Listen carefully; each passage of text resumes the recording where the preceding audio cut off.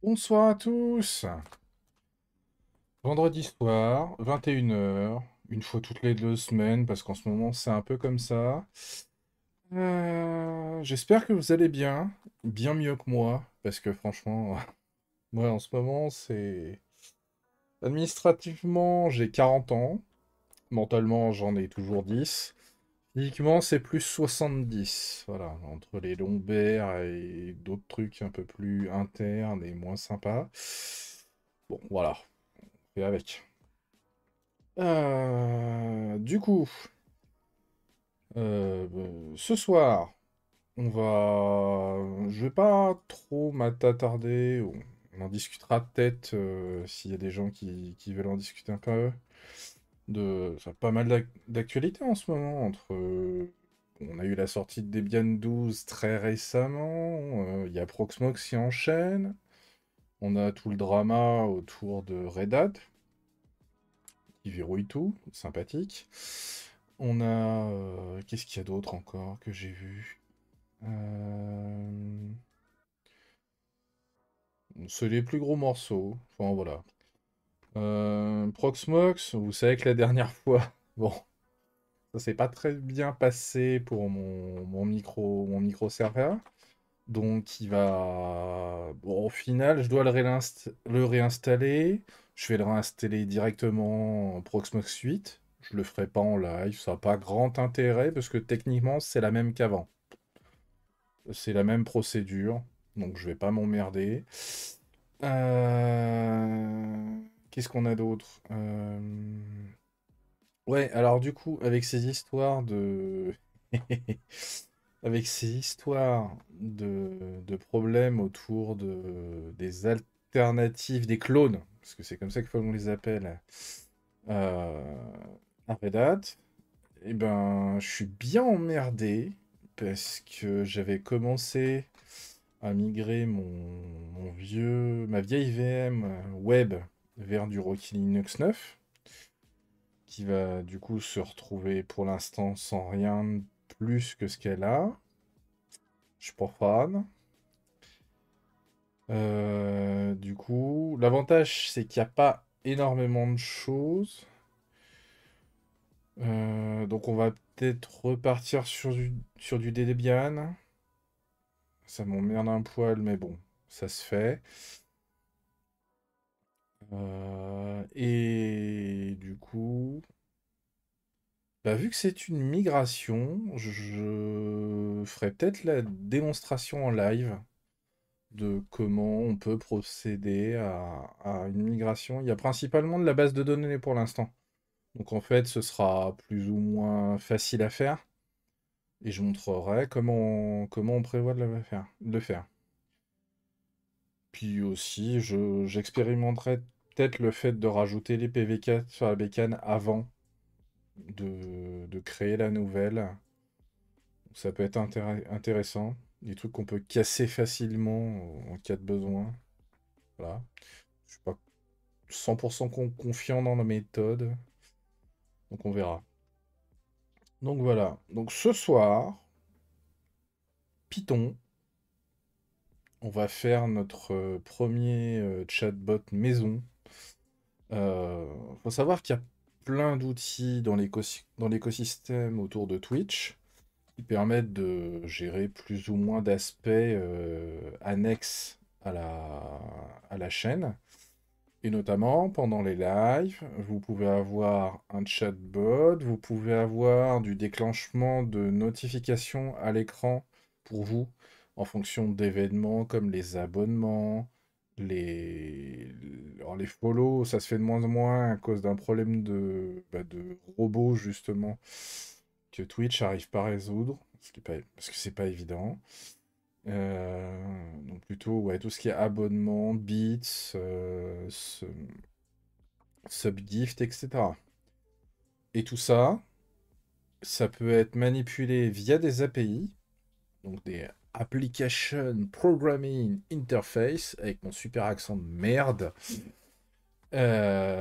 qui permettent donc d'aller récupérer des informations et de pouvoir interagir à partir de celles-ci.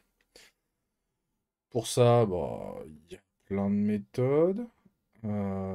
Twitch a sa propre documentation. Et en faisant mes petites recherches avant, parce que cette fois, j'y vais pas non plus 100% à l'arrache, euh, il y a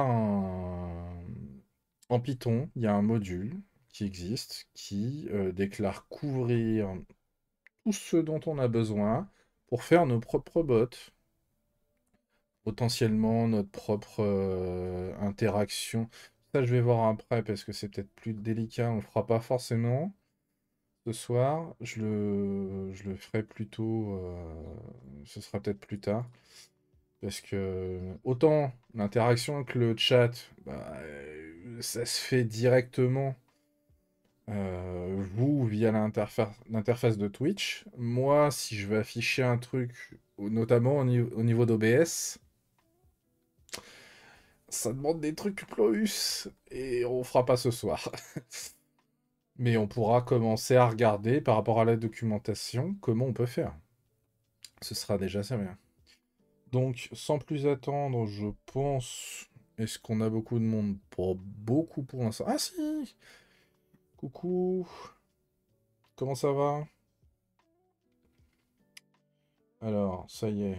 J'ai desktop. Ça y est. Oh, j'ai ressorti le Stream Control. Je ne sais pas l'utiliser. C'est une catastrophe. Surtout en mode studio. Donc voilà. Hop! Sans plus attendre. Donc le module, voyez, hein, très grande originalité dans le nom. C'est Twitch.io. Voilà. Il faut savoir qu'en informatique, I/O, c'est input-output, entrée-sortie, ce qui correspond bien à ce qu'on va faire. C'est du Python. Alors, pour ce soir et pour ce qu'on va faire, je vais le faire dans mon WSL, euh, donc le Linux. Mais comme on va pas faire de trucs trop exotiques, techniquement, vous pouvez le faire sur un Python directement sous Windows. Et on pourra peut-être le tester, pardon, parce que euh, j'ai un Python d'installer sous Windows que j'ai dû installer quand j'ai fait des expérimentations avec des trucs d'IA générative. Expérimentation, souffrance expérimentale plutôt. euh, pour, comment pour les IA génératives. Parce que pour ceux qui n'ont pas forcément tout suivi, les IA génératives, c'est tout ce qui est ChatGPT, DALL-E, Midjourney, ce que vous voulez. Fort heureusement, il n'y a pas que des outils fermés dans la nature, il y a plein de modèles qui sont sortis, qu'on est censé pouvoir exécuter sur nos ordinateurs. Putain, je vais y arriver. Je suis vraiment... et il se trouve que la plupart de ces outils partent du principe qu'il faut que ça s'exécute sur une carte graphique. Parce que... Punaise, j'arrive pas à parler soit, c'est infernal. Euh, Donc il faut que ça s'exécute. En fait, c'est parce que je m'entends. C'est chiant. Je vais couper le retour du micro. Je vous demande une petite seconde. Hop, je vais faire ça.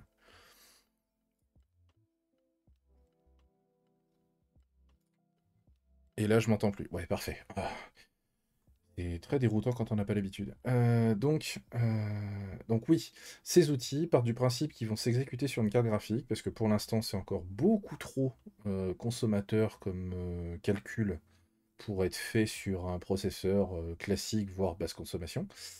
Et, euh, et là où c'est problématique, c'est que bah, dans cet univers-là, si vous n'avez pas une carte graphique Nvidia, c'est très compliqué. Voire pas du tout possible.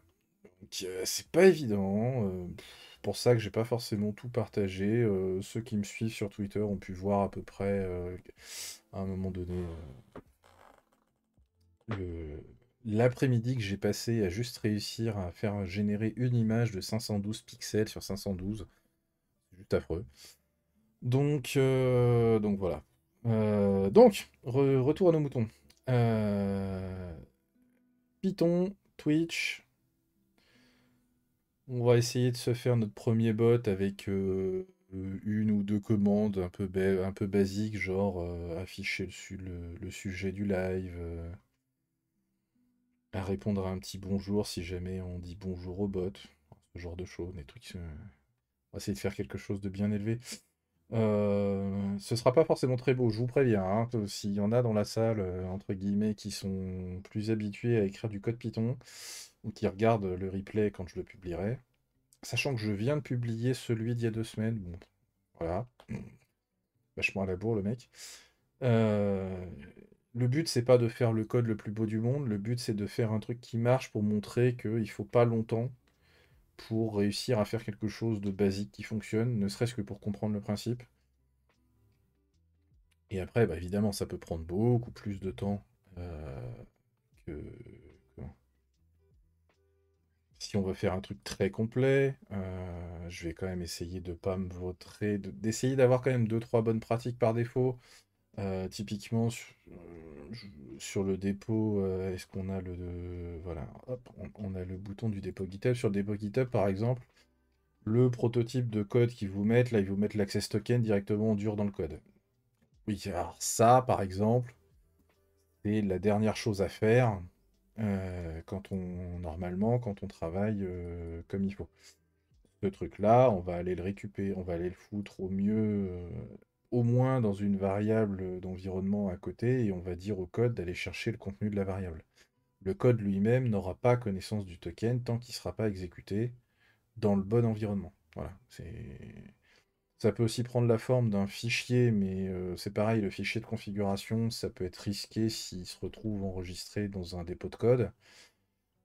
Bon, sachant que là, ce qu'on va faire ce soir, je ne vais pas le partager, mais si jamais vous devez gérer votre code de manière plus ou moins publique ou à plusieurs, mettre un token en dur, voilà, c'est exclu. Et même un fichier de configuration à côté, bah, pour peu que vous ratez votre coup et que le fichier de configuration se retrouve enregistré avec le reste du code, bon bah voilà, du coup il se retrouve publié de la même façon que s'il était intégré là, donc c'est pas forcément plus sympa.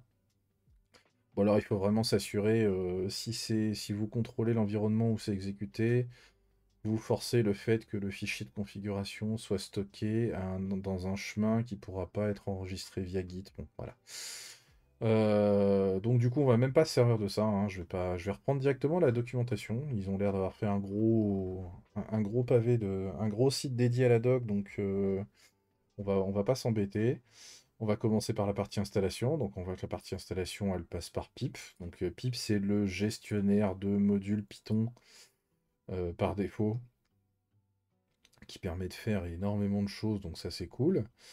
Alors a priori ça parle de Python 3.9, non c'est 3.7+. Ah, et du coup moi j'ai quoi? Euh, Alors, comment ça j'ai pas Python 3? Bah si j'ai Python 3 mais... Ah oui, non, oui, d'accord. Donc je suis en 3.8.10, bon bah ça va, donc déjà on est tranquille. Je crois que c'est le 3.10 que j'ai sur le... Comment?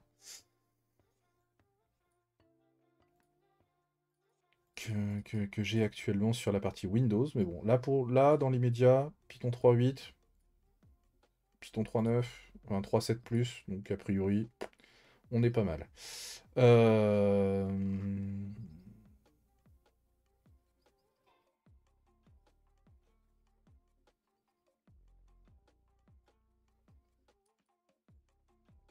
Ok, non, on va y aller mollo, on va juste aller s'installer.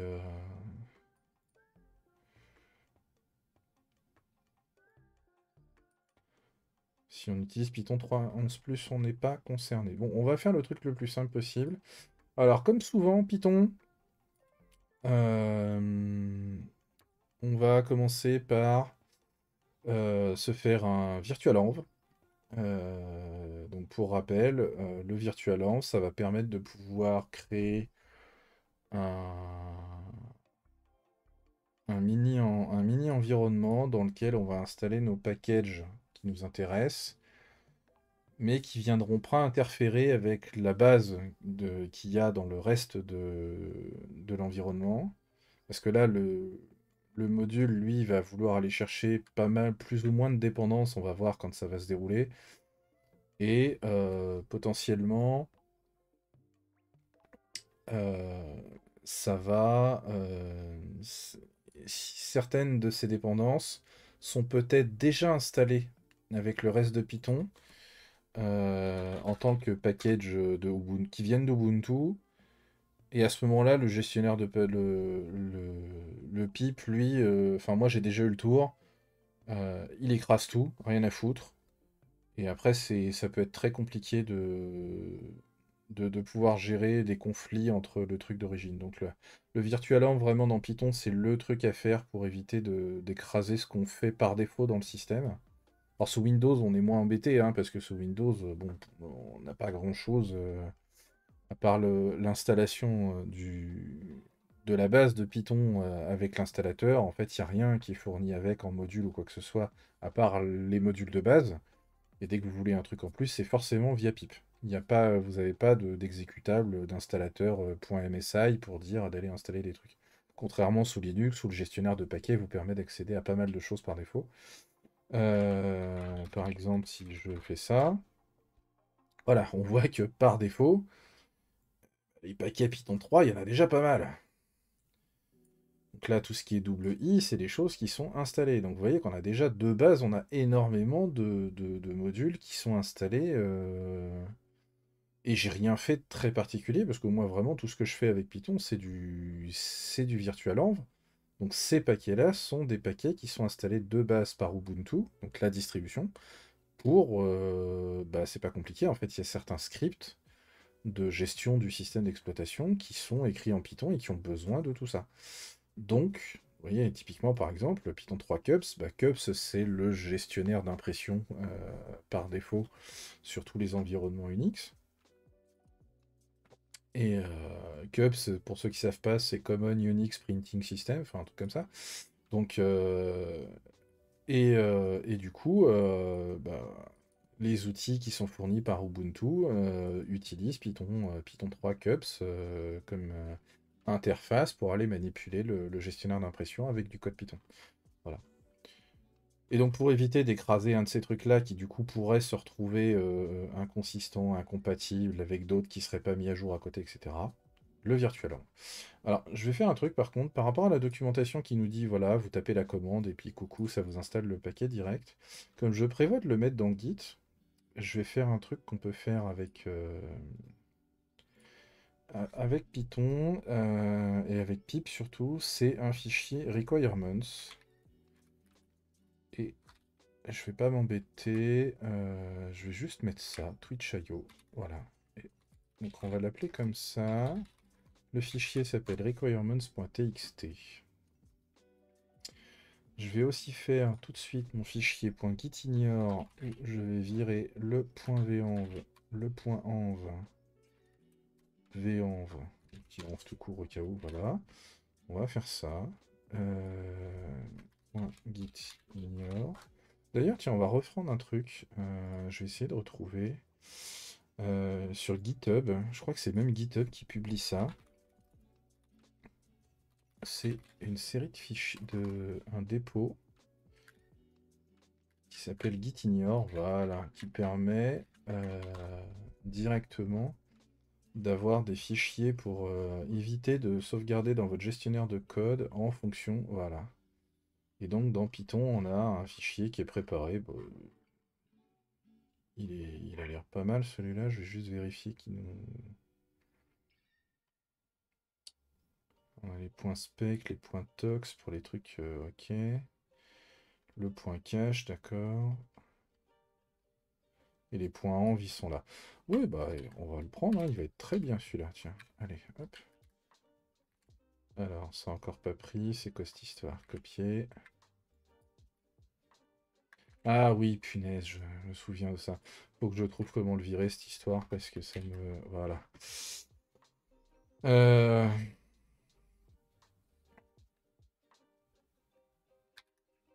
Voilà.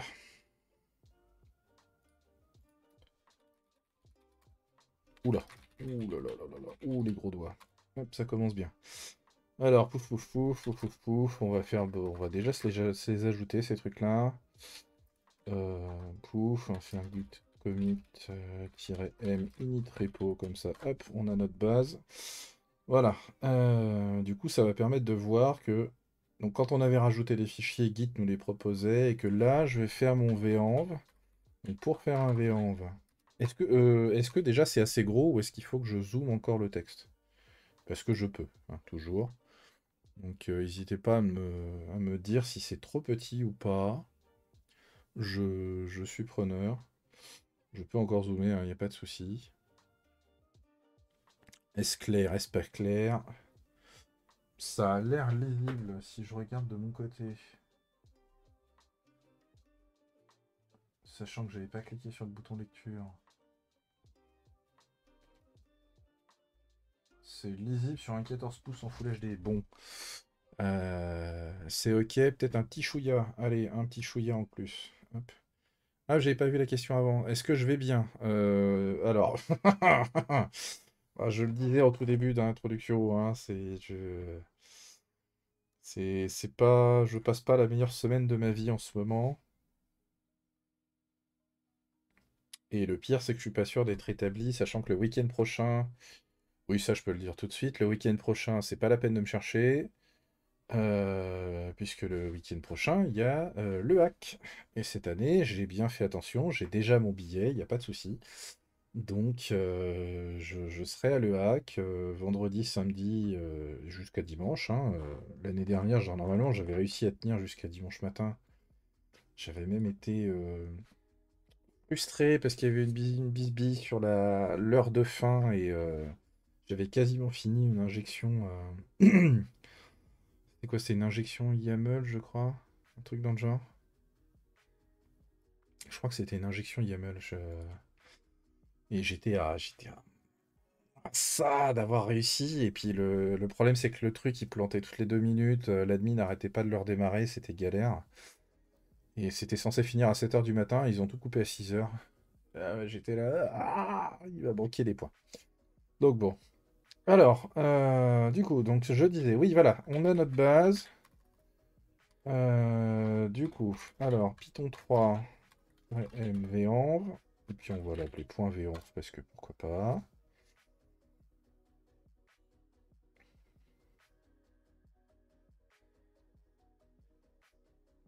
Alors, ça met un peu de temps à aller, hein, voilà. Et du coup, on l'active. Donc, pour l'activer, .venv, bin, activate tout court. Et donc là, voilà. Donc, ici, alors sur un shell plus classique, vous verrez quand même le .venv qui sera injecté au début de votre ligne de... au début de votre ligne de shell. Moi, c'est parce que j'ai Starship, donc j'ai configuré pour qu'il me l'affiche là, comme ça, avec cette couleur. Je crois que c'est déjà cette couleur-là, par défaut. Donc, mais voilà. Et donc là, à partir de ce moment-là, on est dans un environnement à part. Donc c'est dans le fameux dossier .venv où on a les binaires Python, on a l'emplacement pour installer toutes les bibliothèques qu'on va faire. Et tout ça, ce sera indépendant du reste du système. Alors d'ailleurs, un truc qui est très drôle, c'est que quand vous êtes sur du Arch ou du Manjaro, là typiquement il n'y a pas longtemps, on est passé à Python 3.11. Bah, le problème, c'est que les binaires Python,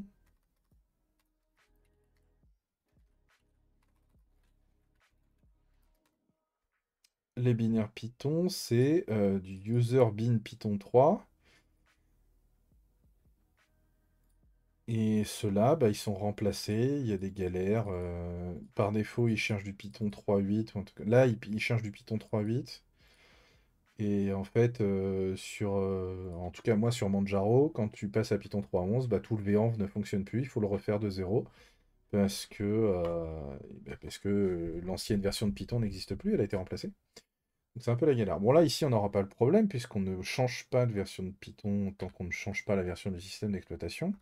Mais donc du coup maintenant on peut revenir sur notre documentation qui nous dit on fait pip install. Ok. Alors par contre, euh, comme je l'ai mis dans un fichier, on va utiliser option-r requirements.txt et comme ça il va aller lire. Ok. Et donc là on voit que il va télécharger plusieurs packages. En plus, c'est ce que je vous disais, hein. IO HTTP, voilà. Oh, ça a été très rapide, ça c'est cool. Ok, ok, donc voilà. Donc là, on a déjà, on a notre liste de paquets installée. Donc vous voyez qu'on a ça. Je ne vais pas m'amuser à enregistrer la liste complète. Je vais laisser, je vais laisser le package de base Twitch.io gérer les dépendances. Je vais juste laisser, je vais juste me garder ça, hein. Je vais pas y toucher. Donc ça, j'en ai plus besoin. On va quand même noter dans le README. Hop, on va se faire tout de suite la petite doc en disant coucou coucou. Hop, ouais, R, c'est pip install. R requirements.txt. Hop, voilà, puis on va fermer ça aussi parce que voilà. Donc là on a le truc. Ensuite, du coup, bah, retour sur la doc, hein, parce que maintenant qu'on l'a installé, on a un quick start. Le quick start, il nous dit quoi? Il nous dit tu fais ça. Bon, on a la même chose que sur le dépôt Git, c'est cool. Ça sert à rien. Alors, parce que le problème c'est que l'initial channel, je ne sais pas ce que c'est, le préfixe, je ne sais pas ce que c'est. Euh...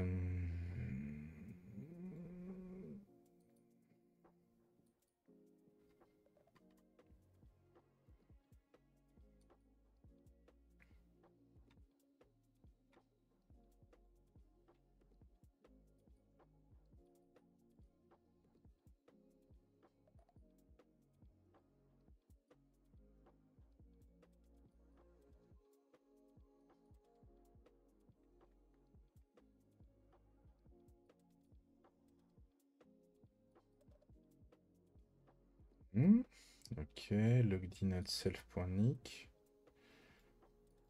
Bon, manifestement. Bon, ce morceau-là, il me plaît bien parce que malgré tout, on va essayer de comprendre ce qui se passe là-dedans, mais il nous permet d'avoir le fait d'être capable de récupérer les commandes, parce que j'ai compris, ou de lire des messages.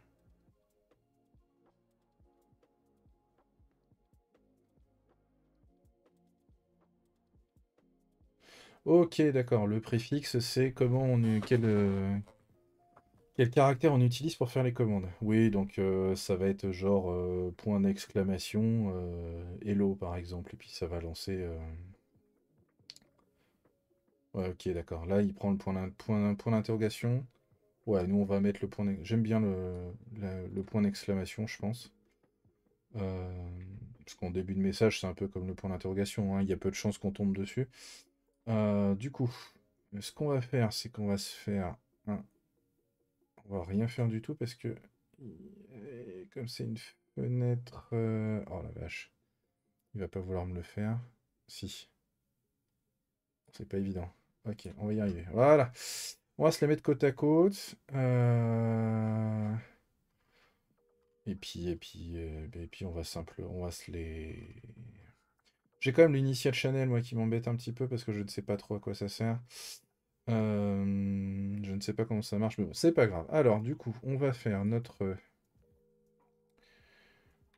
premier fichier. On va l'appeler quoi? On va l'appeler comme ça, hein.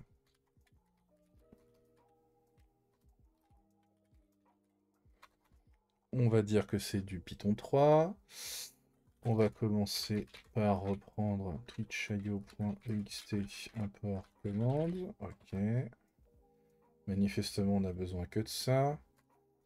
Je vais rajouter aussi le import OS parce qu'on va s'occuper de récupérer la variable d'environnement plus tard. Et donc on va commencer par créer notre classe qui correspond à notre robot. Alors du coup, il nous fait classe new class. Oh, c'est bien ça. On va l'appeler bot, hein. On va y aller, hein. Object commands.bot.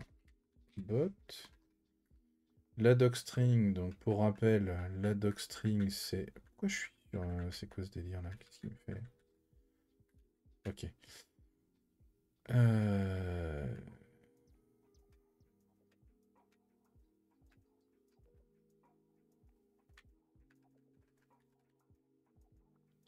Il a craqué son ben, le gaillard.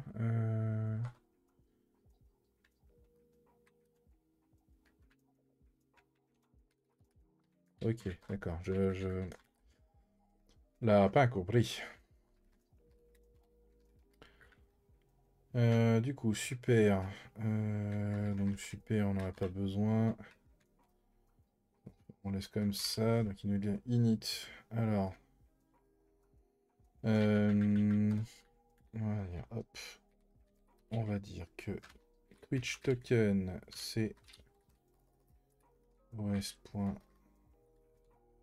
que c'est getEnv comme ça. Et puis on va l'appeler.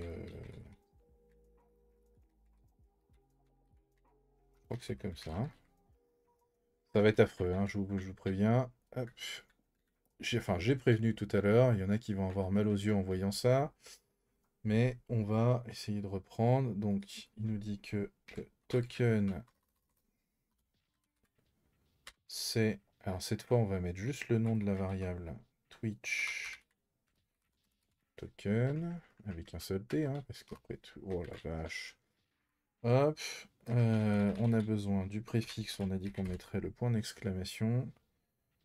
Alors, par contre, le initial channel... Lui, il va falloir qu'on aille voir un peu ailleurs parce que ça me semble un peu...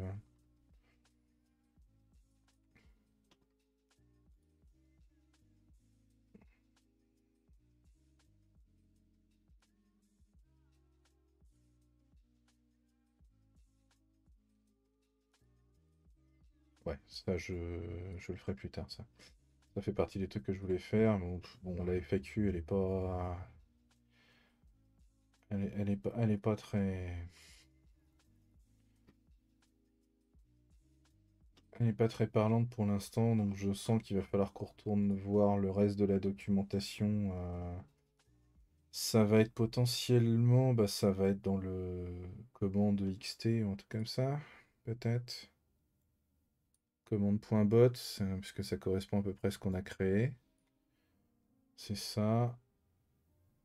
C'est le initial channel. C'est un optional, donc on n'a pas besoin de faire de... Ok. Eh ben, on va tenter de le faire sans.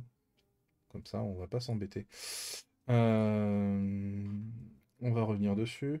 Alors, je pourrais faire juste copier-coller, hein, mais j'ai envie de leur taper, histoire qu'on comprenne un peu ce qui se passe dans l'histoire. Euh, Donc là, on a notre initialisation d'objet. Ok, tout va bien. Et on va passer ensuite à sync def. On va mettre de event ready. Alors, de self, pourquoi pas. Donc, on va dire... Alors ça, c'est du local. Ça veut dire que ça, c'est des messages. Le point d'interrogation, tu veux dire la même chose en Python et en Java. Euh, non, en fait, là, c'est juste le fait de... Le point d'exclamation. En fait, là, tu choisis ce que tu veux. C'est juste pour dire que quand le bot va lire les messages dans le chat, il va interpréter les messages qui commencent par ce caractère-là, et que ce soit un point d'interrogation ou un point d'exclamation, c'est pareil, parce que, en tout cas, dans nos langues à nous, il y a peu de chances que ce caractère-là commence une phrase, ou commence un message quelconque. Donc, tu peux t'en servir comme ça. Euh, Après, le point d'exclamation peut avoir plein de significations. En bash, par exemple, dans certains contextes, ça va être pour dire l'inverse de quelque chose. Quand on fait un test, par exemple, je pense à bah, la commande find, par exemple. Si je veux dire que je cherche un truc qui ne m'appartient pas, alors il faudrait que je le fasse comme ça éventuellement. Est-ce que je peux faire... Est-ce que on pourrait tenter un truc comme ça? Si je dis point, là on voit que les fichiers ils appartiennent à l'utilisateur Cebos 666. je pourrais dire que je cherche tous les fichiers qui n'appartiennent pas à l'utilisateur Seba 666. Bon, là, il va pas en trouver parce que forcément, mais si je faisais un changement d'utilisateur, alors, hop, que je mettais à route, 2 points par exemple, sur le point env, oui, alors je crois que c'est ce mot de passe là, voilà. Donc là, si on regarde, on voit que le fichier maintenant il appartient à root. Bon, il est toujours lisible, donc ça me changera rien, mais je peux plus le modifier par défaut. Là, si j'essaye de le... Bon, je vais pas le... Quoique dedans, je crois qu'il y a un token qui est plus valable. Bon, enfin... Si je reprends mon find, bah là, il me le trouve. Il me dit que le point env ne m'appartient pas. Parce que le point d'exclamation veut dire que c'est l'inverse de ce que tu veux. Et il y a plusieurs contextes comme ça où le point d'exclamation peut servir comme ça de caractère. Quand tu fais... alors ça, c'est un truc que la frangine va souffrir dans pas très longtemps. Et je souris très fort parce que moi, ça fait des années que je souffre avec, donc c'est pas grave. Et il y a plein de gens sur toute la planète, il y a des mèmes entiers qui existent, il y a même un comic strip très rigolo sur le sujet, les expressions régulières, ou expressions rationnelles, enfin voilà, les regex, comme on a l'habitude de dire dès qu'on commence à faire de l'anglais, pour regular expression, où ces caractères-là vont aussi avoir... Alors je crois que le point d'exclamation, c'est pareil, ça veut dire non. Mais il y a des contextes, y compris en Python, où ça va être le chapeau, l'accent circonflexe, qui peut vouloir dire le début de la ligne, ou le début d'une chaîne de caractères, va aussi vouloir dire non, l'inverse, donc comme là, le point d'exclamation. Et comment? Et le point d'interrogation va généralement signifier un caractère. Voilà. De n'importe quel type. Mais c'est une occurrence d'un caractère. Voilà. Donc c'est un peu... Donc voilà. Alors, du coup, revenons à nos moutons. On en est toujours à notre histoire là. J'étais un... Voilà, print ling logged in as... On va mettre ça, comme ça, et il dit que c'est self.nick. Alors c'est là où ça m'embête un petit peu, c'est que le nick en question, je comprends pas encore comment on le définit. Mais ça, je pense qu'on verra plus tard. User ID is... Oui, c'est vrai qu'on est dans du formatted string, donc on peut y aller comme ça. Hop, self.user underscore ID, et on s'embête pas trop. Ensuite, du coup, on passe à la suivante. Donc il nous dit, on prend la fonction event message. Ok, et là il a besoin de self et de message. Donc, manifestement, on a besoin d'un truc qui dit if message.echo. Bon, ok, return. C'est un peu bizarre.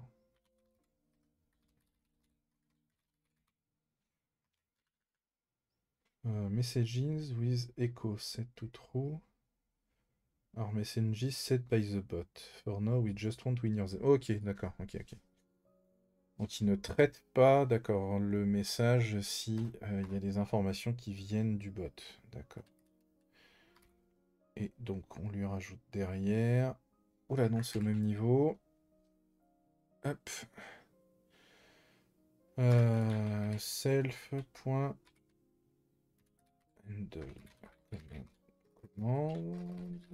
de message. Derrière commands.command. Pourquoi pas. Et on a un autre assign.def. Cette fois, on a le vrai... Là, la première vraie commande. Du coup.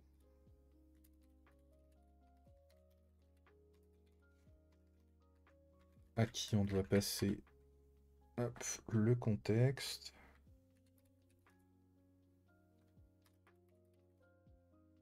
Et le contexte, on lui envoie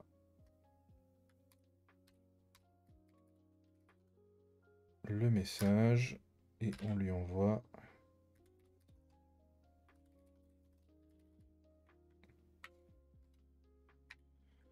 Hop, ce truc-là. Ensuite, bah, donc on a fini. Donc ça, c'est notre classe. Et du coup, maintenant, on initialise le bot et on lui dit tu démarres. C'est pas très compliqué. Il nous dit quoi? Bot.run is blocking and will stop execution of any below code here until stop or close. Oui, donc en gros, ça veut dire c'est pas la peine de remettre. Coucou. C'est pas la peine de remettre des commandes en dessous du code là, parce que ce truc-là, lui, va prendre tout le boulot, et donc il n'y a aucun code à mettre après. Et si jamais on interrompt l'exécution, de toute façon, il va s'arrêter là, il va pas exécuter ce qu'on mettra après. Donc ça, c'est vraiment la dernière ligne du bot. Et donc tout ce qu'on aura à faire viendra se greffer au-dessus. Donc sur le principe, de ce que j'ai compris, une fois qu'on a réussi à se connecter, la plupart... donc ça, c'est la commande qui nous permet de nous afficher en local. Enfin, c'est la fonction de base qui affiche qu'on est bien connecté quand il a réussi à se connecter, hein. Voilà. Et on a une gestion des messages pour ignorer...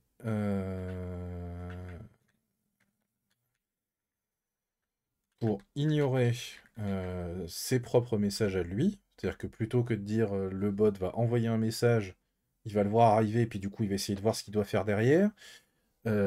S'il voit que le message a été posté par lui, il ne va pas le traiter. Il laisse tomber, il passera au message d'après. Et donc, derrière, il va juste aller attaquer le truc. Et euh, donc ça, c'est juste pour dire, il traite toutes les commandes. Ça, c'est pour dire, ça, c'est pour dire, il va analyser tout. Et enfin, c'est le mode commande, entre guillemets, du bot. Et dans ce décorateur-là, on a derrière... tiens, il y a une bonne erreur là. Hop, voilà. On a notre première vraie fonction. Et donc c'est à partir de là-dedans qu'on pourra mettre nos autres commandes. Donc par exemple, je vais déjà, on va déjà essayer de l'exécuter comme ça. Si le robot est capable de nous dire bonjour quand enfin, là, il va nous dire bonjour. Enfin, moi, il va me dire qu'il est connecté. Et derrière, nous, on pourra lui mettre un petit message, bonjour le bot, et il est censé répondre. Si ça marche, on essaiera de passer à l'étape d'après, qui sera de créer une autre fonction, qui aura plus ou moins la même tête, hein. C'est-à-dire qu'on va créer une fonction. Euh, Apparemment, elle a forcément, là, c'est forcément le nom de la commande. Bon, ça veut dire aussi que on peut pas maintenant, faut qu'on fasse attention dans les noms. Et, et du coup, typiquement, on pourra l'appeler topic et on affichera. Donc le topic, lui, c'est quelque chose. Alors comme ça doit pouvoir être dynamique, c'est pareil, c'est quelque chose qu'on mettra dans une variable d'environnement, je pense. Voilà. Donc, maintenant qu'on a ce code-là, on va repartir sur... Ouais, ouais, ouais. Ok, ok. Ok, ok. Donc là, on a les trucs de base. Alors, on a besoin de tokens. On a besoin de tokens. Il nous dit, on va utiliser un token OAuth avec les permissions pour écrire, lire et écrire dans le chat. Et je pense que on va vraiment juste se contenter de ça ce soir. Du coup, il nous dit visite token generator. Bon, on va aller sur token generator, on va voir ce qui se passe. Bot chat token. Oui, allez, bot chat token. On va pas s'embêter. Qu'est-ce qu'il nous dit? Si vous cliquez sur autoriser, Twitch token generator, ok, pourra envoyer le chat du stream et les messages des salles. Oh la vache, la traduction de merde. Ok, ne cliquez sur autoriser que si vous faites confiance à Twitch token generator. Bah écoutez. Alors, je vais cliquer dessus, mais comme j'ai pas envie d'afficher le... Hop, je vais me le mettre à côté.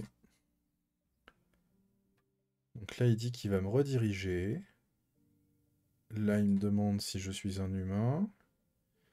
Je coche la case comme quoi je suis un humain. Et là, j'ai mes access tokens, mon client ID et mon refresh token. D'accord. Et donc, du coup, c'est l'access token qui est utilisé dans le code. Ok.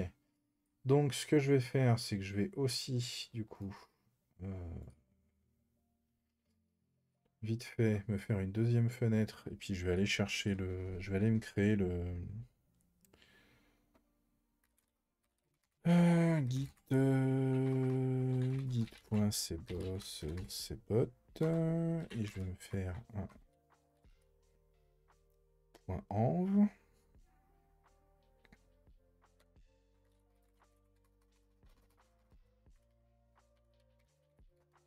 Hop.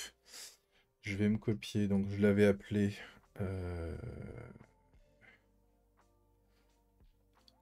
Oui, on va le faire comme ça. Ce sera... Non, c'est Twitch. Voilà. Je vais me noter les 3 morceaux, et du coup, même si on s'en sert pas... Voilà, je vais être sûr que je fais ça proprement. Donc je vais prendre ça. Twitch Access Token égale... Hop. De toute façon, c'est un peu comme le token de Git qui a expiré d'ailleurs. J'ai eu le message comme quoi le token avait expiré. Le token de GitHub de la dernière fois, ils vont pas durer longtemps, ceux-là. Je pense qu'après le live, ils vont être sulfatés et je referai ça un peu plus au propre, juste pour la... Mais là, pour ce soir, hop. Puis surtout, j'essaierai de voir si je peux pas faire quelque chose sans être obligé de passer par un site tiers, parce que ça, honnêtement... Le but du jeu de faire les choses soi-même, c'est de pas avoir besoin de donner de l'autorisation à d'autres sites, et là, c'est ce qui s'est passé. Donc, c'est pas forcément le truc qui me plaît le plus. Donc, j'ai un refresh token, un client ID. Ok. This tool does not store your tokens. Oui, bah, c'est le but du jeu. Il a effectivement les permissions, machin. Le refresh access token avec le refresh token, d'accord. Je peux revoke un token, d'accord. Ouais, bon, c'est quand même une interface assez facile, je pense. Là où ça m'embête un petit peu, c'est que euh, j'ai toujours pas l'info du nick. J'ai toujours pas l'info du nick. Alors peut-être que ça c'est dans la référence. Est-ce que on a la possibilité de balancer? Donc là on a le token, le retain cache et c'est à peu près tout. Non. Et du coup, est-ce qu'il y a quelque chose? Si, attribut de nick. Non, attribut. Donc ça c'est une fois qu'on l'a. Une fois qu'on est connecté, on a ces informations-là qui apparaissent. Et donc dedans, il y a le commande. Ok. Ok, ok. Donc, donc, on va voir comment ça se passe.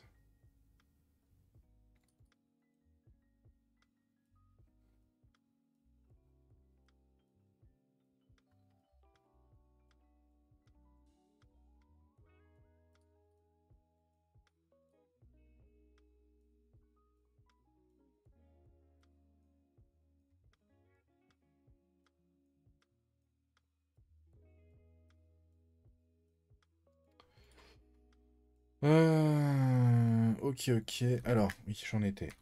Alors, on sauvegarde. Et on va quand même revenir maintenant, du coup, sur la bonne fenêtre. Ah là, oula, j'ai oublié un truc.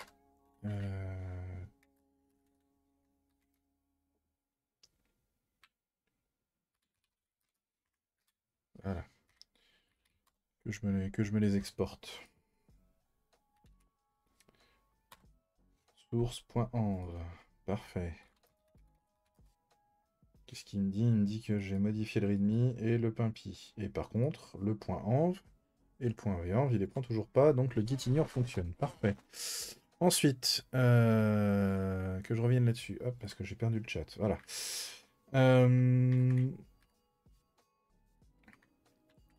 Donc là,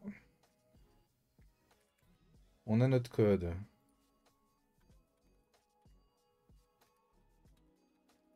Si je fais ça, que se passe-t-il? Alors, je l'avais dit, hein. Ce serait très violent. Alors, je n'importe pas un module complet, donc je n'ai pas besoin de ça. Voilà. Déjà, ça commence bien. Allez. Ah oui, donc le nick, c'est moi. D'accord. Ok, ok. Et donc là, si je fais le point d'exclamation hello, est-ce qu'il va le voir? Ou est-ce que comme c'est moi, il va pas le voir? Est-ce que quelqu'un peut lui dire bonjour? Pour voir si ça marche. Parce que j'ai l'impression que comme je suis connecté en tant que moi, si moi j'envoie un message, ça ne marchera pas. Et donc ça ne marche pas. Alors, est-ce que j'ai fait une bêtise par rapport au code?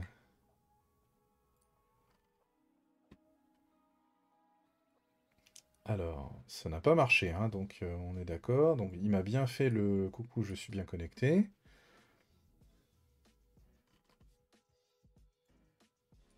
Ensuite, je me suis pas planté dans la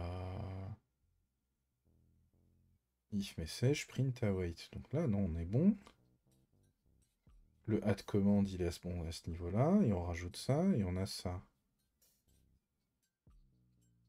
Donc non, a priori, j'ai pas fait de boulette. Oui, non, non, de toute façon, la commande, a priori... Bon, ça va, ça pouvait pas se masser. Je me disais bien que ça risquait de... Mais parce que du coup, quand il fait ça, non, il fait vraiment le minimum de chez minimum. Hein. C'est...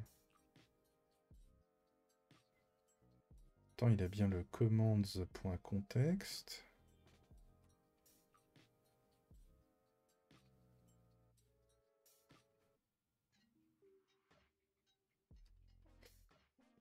Ouais. Oui, oui, oui. Qu'est-ce qu'il me dit? La batterie est bientôt épuisée. Oh. Le téléphone ne veut pas finir la soirée. Euh...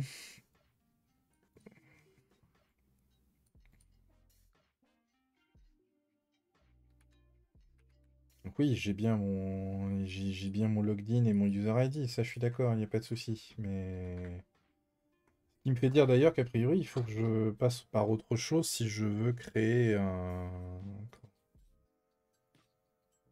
si je veux créer un bot qui a son propre nom.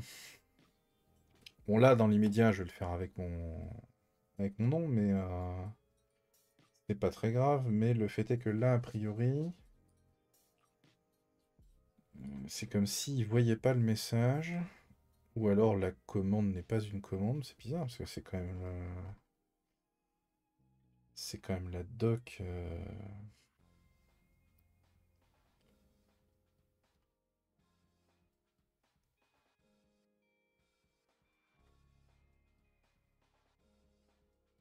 Ou alors c'est le coup de l'initial Chanel qui est pas bon et en fait il faut qu'on sache à quoi correspond ce initial Chanel, sachant que c'est optionnel et que par défaut c'est non. Initial Chanel.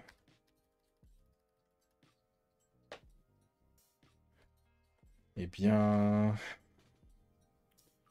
comment dire? C'est un fail.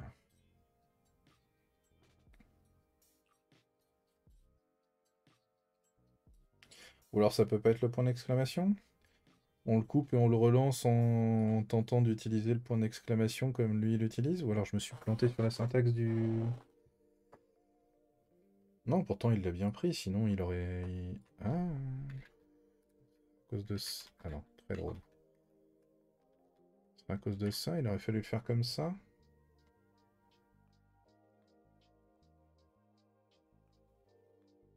Ouais.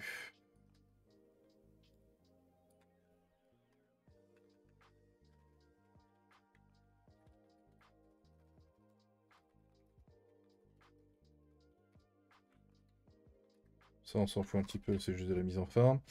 Bon, on va le couper, puisque manifestement ça sert à rien. Ça, j'en ai plus besoin, donc je le ferme aussi. Donc là, on va faire ça. Donc là, il a coupé. On le retente. Bon, allez, on va tenter de rejouer comme il faut avec le point d'interrogation cette fois. Donc, je suis connecté, j'ai le user ID. Est-ce que le user ID, j'en ai besoin? Non, je vais le virer, j'en ai pas besoin. Je vais quand même relire une dernière fois, hein, parce que ça me bug un peu cette histoire.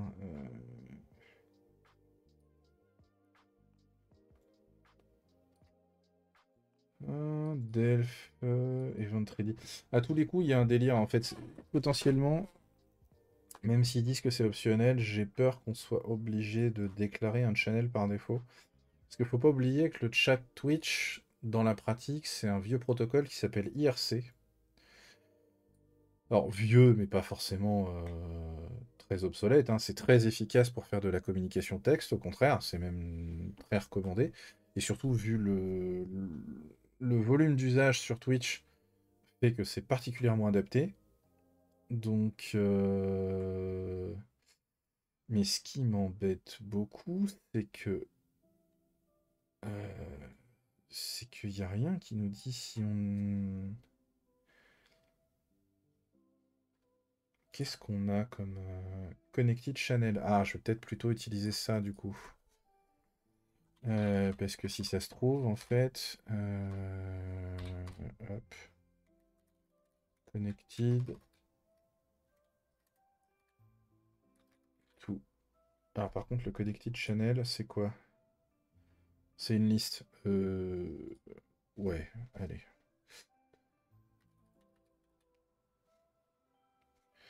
Il s'affichait comment le machin déjà? Ouais.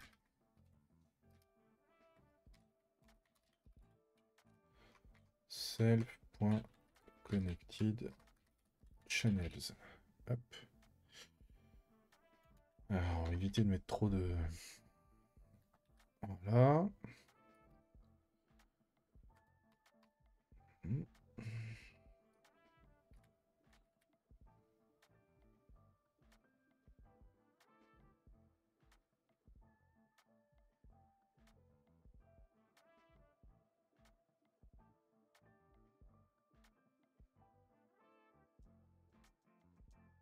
Sinon, le contexte a un channel. Alors du coup...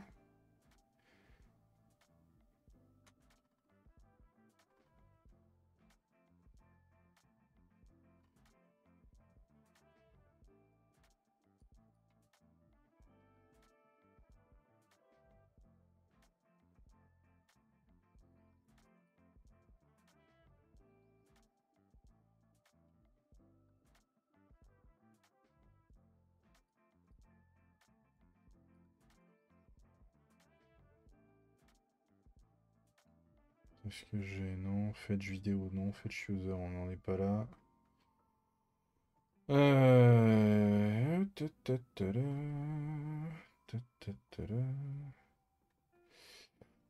Les events, ça c'est quand on veut faire des choses qui sont plus ou moins régulières.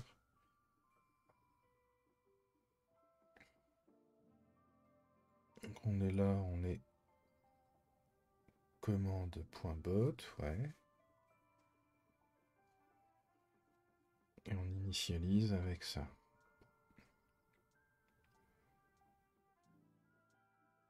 Et l'attribut, il est là. Ok. Ah, est-ce qu'on s'amuserait pas aussi à débugger pour vérifier qu'il a bien initialisé la commande?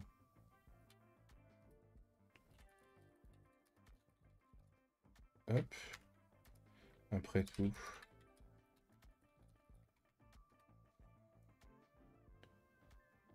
Si ça se trouve, hein. Si ça se trouve, en fait, il a rien par défaut. Alors, du coup, on relance. Il se connecte. Non, on a bien la commande Hello qui a bien été... Mais par contre, ouais, connected toute channel, et là, il n'y en a pas. Et là, ça m'emmerde un petit peu. Bon, ça me va, c'est normal.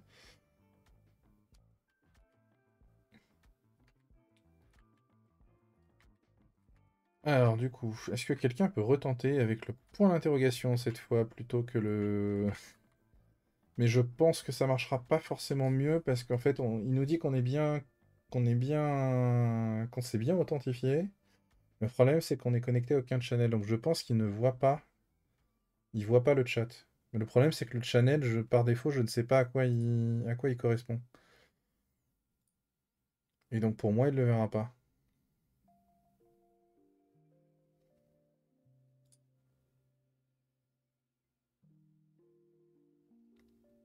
Et ça, j'arrive pas trop à savoir à quoi il se connecte, parce qu'on... Non, non, me cherche pas, c'est forcément le minuscule. C'est pas la peine de mettre la majuscule. Merci, mais en fait, il le verra pas, donc c'est pas la peine d'insister. Euh,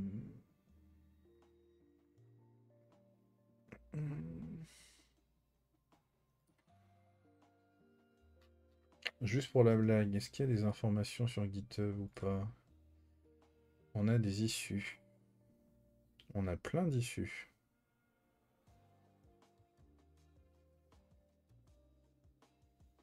Bah, vous savez quoi? On va voir si on n'a pas initial channel.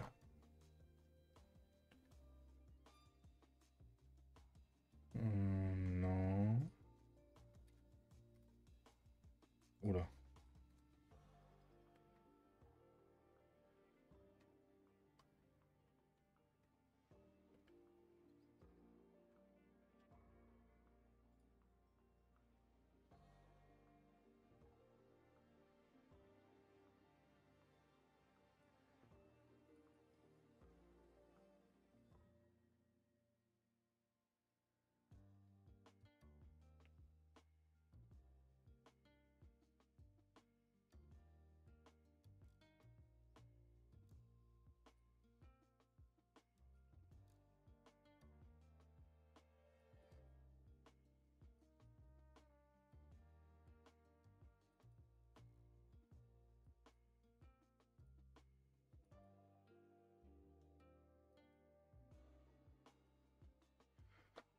Ok, ok. Calling client join channel after starting the bot, should in theory dispatch this event. Ouais, d'accord.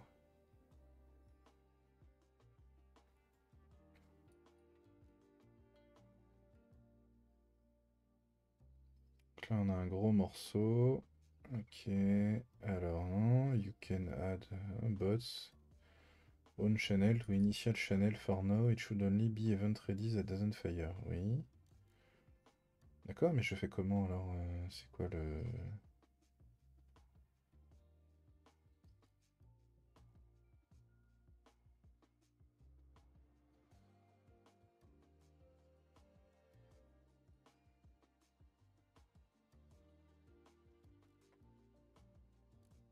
Mhm.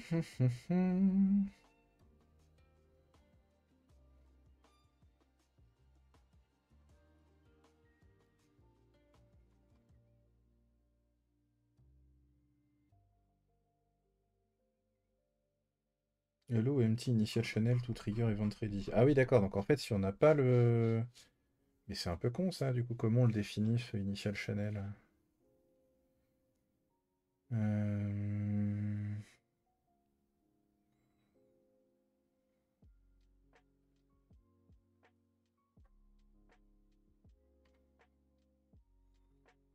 Parce que je sais pas comment il s'affiche, ce truc-là. Je ne sais pas comment ça marche.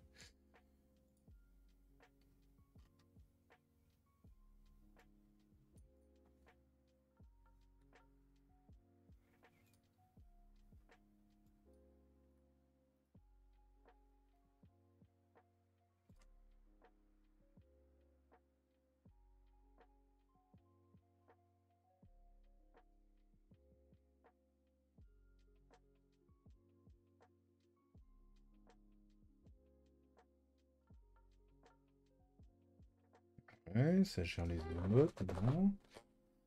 Euh...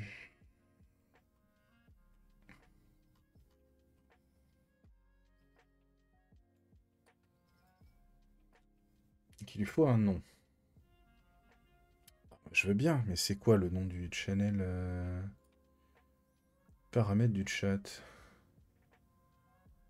Comment je fais? Euh...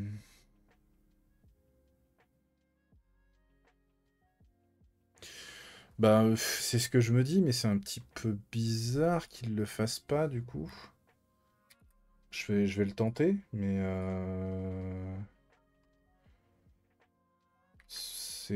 j'y ai pensé sur le coup, mais j'avoue que...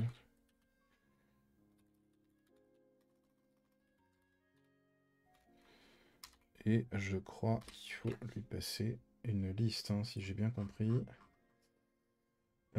Si on reprend le...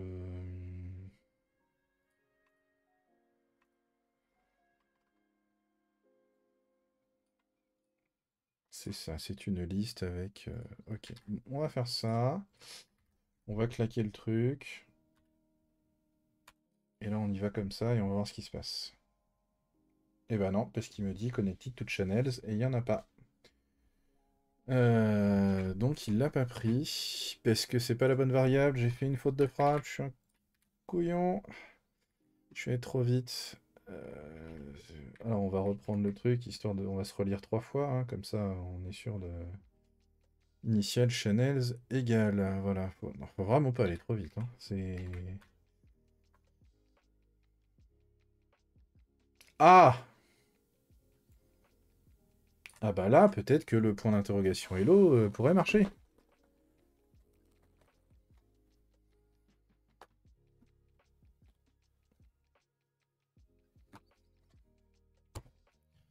C'était juste le nom de la chaîne. Non mais sérieux?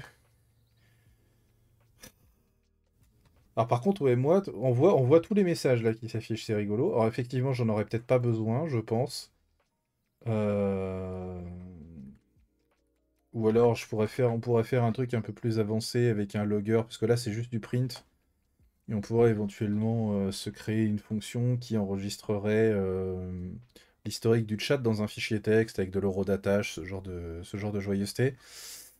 Euh, Bon, donc on a notre bot qui fonctionne enfin, parce qu'on a les bons trucs.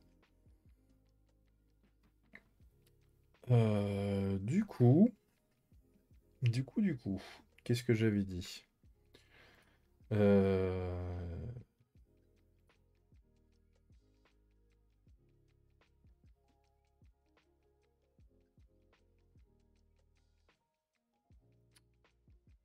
j'avais dit quoi? J'avais dit.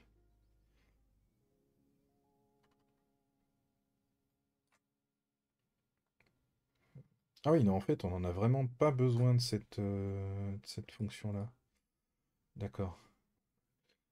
Si on n'a plus envie de récupérer tous les messages, on va se commenter ça pour l'instant. Hop. Quoique, non, on va se le garder parce que ça peut être intéressant. Je vais le couper en attendant. Ensuite, du coup, ça va être basique, hein, parce que l'idée pour l'instant, c'est juste d'avoir encore la même chose, c'est-à-dire une fonction qui cette fois s'appelle topic. Et puis, ce soir,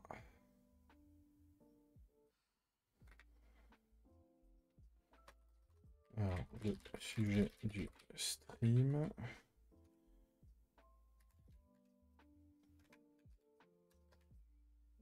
Et là, je vais mettre Twitch topic. On va l'appeler comme ça.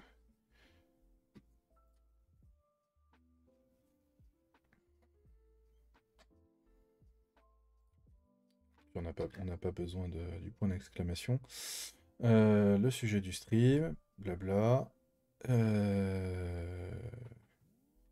On verra plus tard pour éventuellement mettre de la couleur ou ce genre de joyeuseté. Mais parce qu'on n'en est pas encore là, hein. Euh,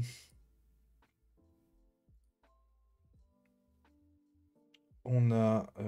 Oui, du coup. Donc j'ai fait ça. Je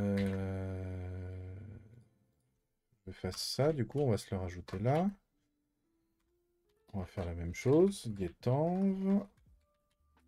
Et on va reprendre le même nom de variable. On va pas s'embêter. Et par contre, cette fois, du coup, on va pouvoir faire export Twitch topic égal. Et là, on va mettre notre...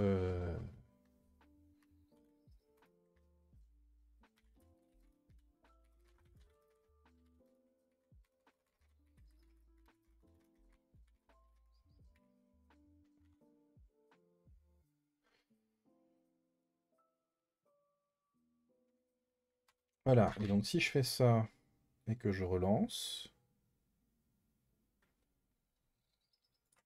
En vrai, dans le event ready, est-ce que je balancerai pas dès le départ un petit message?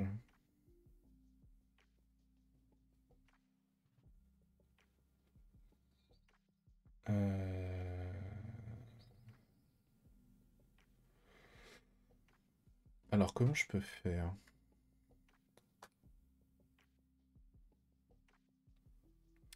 A priori, ce serait là-dedans, mais du coup, quand il fait le event ready de self,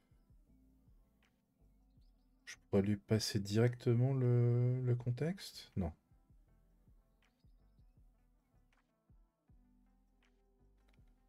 Parce qu'en fait, j'ai besoin de lui passer En fait, le CTX, c'est commande.contexte. Donc, si je veux lui envoyer un truc, ici, il faut que je lui passe ce truc-là aussi.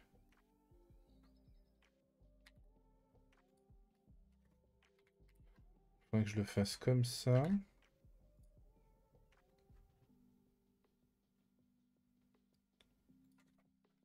Et derrière, je fais un... J'ai pas besoin de m'emmerder. Je fais un... Je vais le faire pareil. Je vais faire un ctx.send.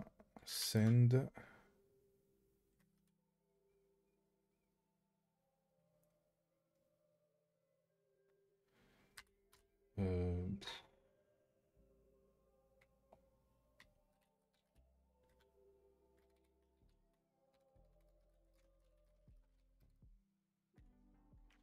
on va le faire comme ça.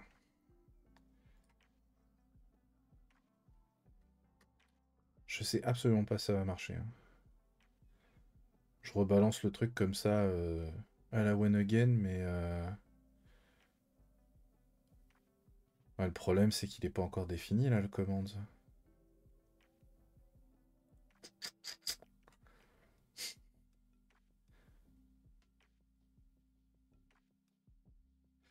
Est-ce que j'ai... En vrai, non, je sais. En fait, ce qu'il faut, c'est pas... Il faut que je le fasse en... C'est pas comme ça. Il faut que je le prenne directement et en fait, j'ai pas besoin de le... Le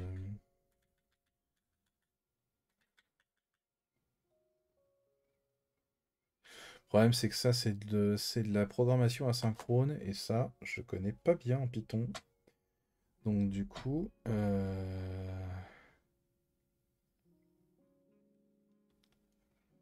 est-ce que je peux pas juste lui dire de l'envoyer une fois et basta?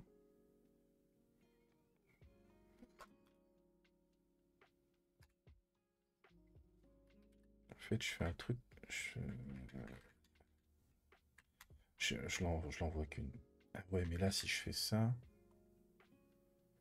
est-ce qu'il va vraiment me le faire qu'une seule fois? Oh, c'est lourd, hein. Compliqué cette histoire. Compliqué, compliqué. Alors, puisque ça c'est ctx.send, donc là, si je fais ça, si je fais commande point contexte point send directement ça. Ouais, mais le problème c'est qu'il va me le faire à chaque fois.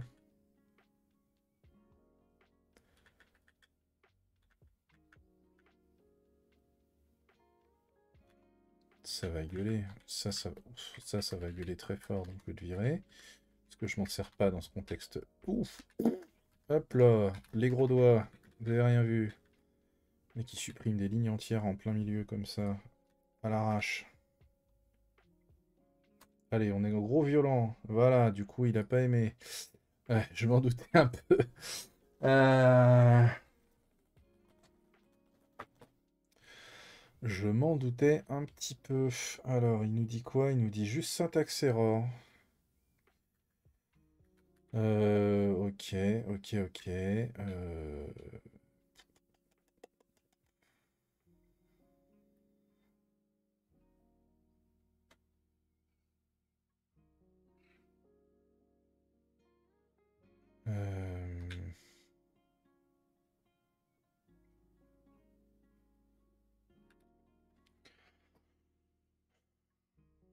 mhm.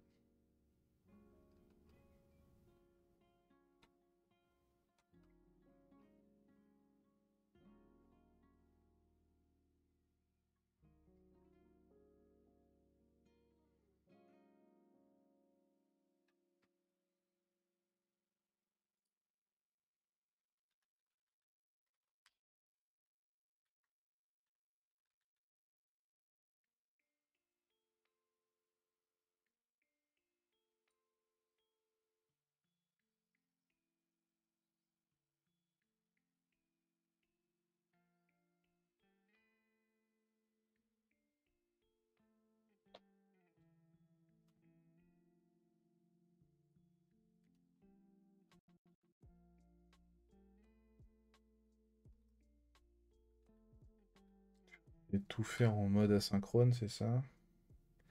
Donc il faut que je fasse un... Il faudrait que je fasse un async. Ça sera affreux, non?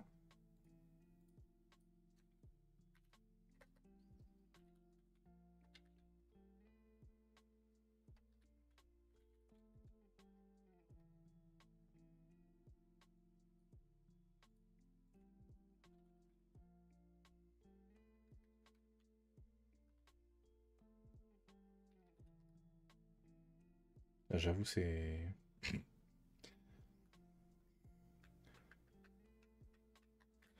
problème, c'est que j'ai pas besoin de le faire en mode boucle et en mode event. Il faut que... J'ai envie de le faire qu'une seule fois au démarrage. Donc ce serait éventuellement à ce niveau-là. Mais à ce niveau-là, j'ai aucune information du contexte. Ça m'emmerde un petit peu. Et à mon avis, il va falloir que j'aille creuser un peu plus là-dedans. Ou que je creuse les possibilités d'écriture diverses que le Quick Start ne permet pas de faire finalement. Et ce qui m'emmerde le plus, c'est que les mecs te disent allez voir sur Discord où tout est privé, donc tu ne peux pas savoir en dehors de ce qui t'affiche là, si tu veux des vraies infos sur comment utiliser ce qui t'affiche dans la doc. Donc c'est un petit peu... ça c'est bon, j'ai eu ce que je voulais.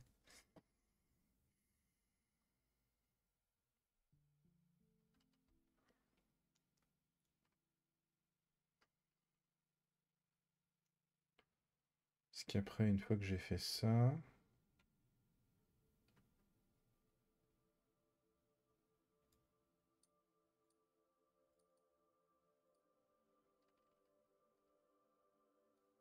Bon, bon, je verrai plus tard. Hop, allez. En plus, je pense que je vais pas non plus faire 3 heures, parce qu'à mon avis, je commence à être un peu... Ah, c'est intéressant. J'ai créé une deuxième commande. Il me l'affiche pas dans les available commandes là. Ah, du coup, juste pour rigoler. Est-ce que moi ça marche quand je me le fais? Oui, et du coup, est-ce qu'il le prend quand même? Non, il prend pas la deuxième commande. Ah! Alors, pourquoi?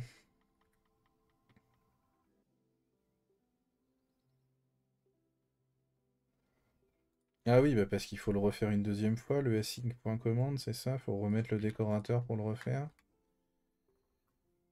Donc j'ai pas eu d'erreur, mais en fait, ça marche pas, c'est ça?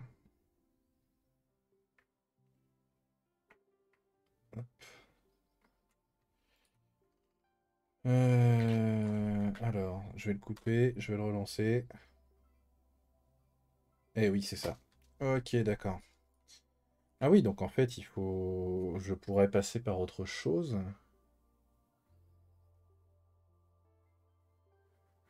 Merci. Parfait, ça marche. Impeccable.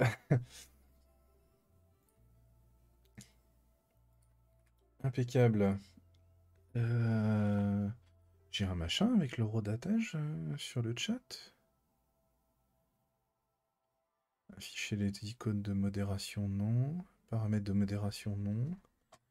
Mode lent, chat réservé aux followers, non. Bouclier, non. Chat en pause, non. Aspect du chat. Horodatage des messages.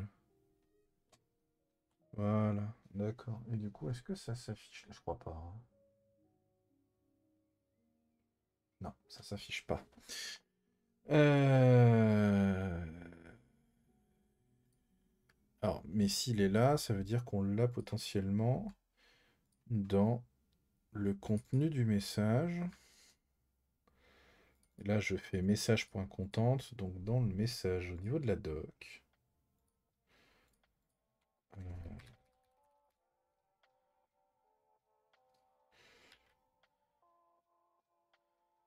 Message. On a le timestamp. Oh.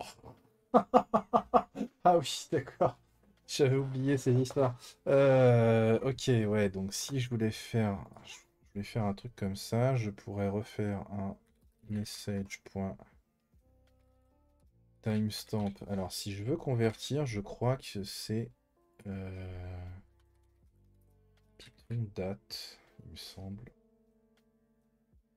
Euh,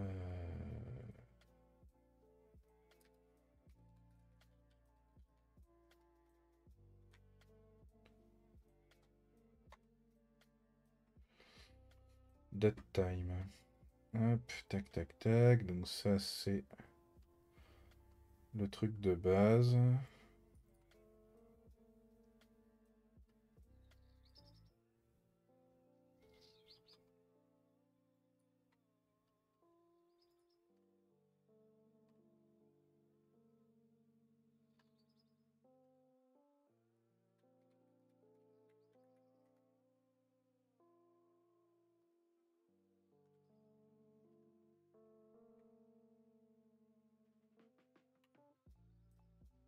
DateTime from timestamp avec la TZ. Ah, ça peut être sympa ça.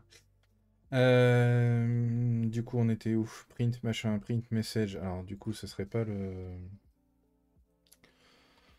Ce serait quoi? Donc, ce serait import. C'est quoi? Date? Ou date time qu'il faudrait faire? Date time. Sauf qu'après, je sais pas comment on fait le formatage de ce truc-là.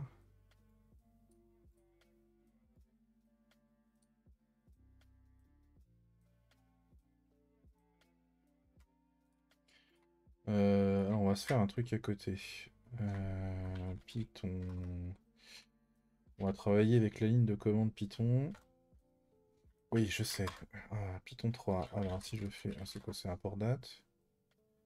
Oui, voilà, c'est ça, import date time. Ouais.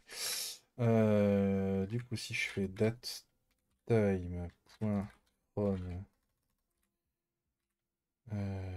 timestamp et que du coup, je lui balance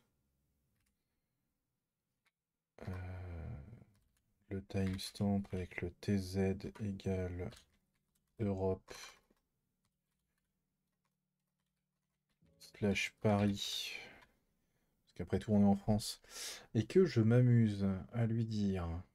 euh, qu'est-ce que je vais prendre comme timestamp?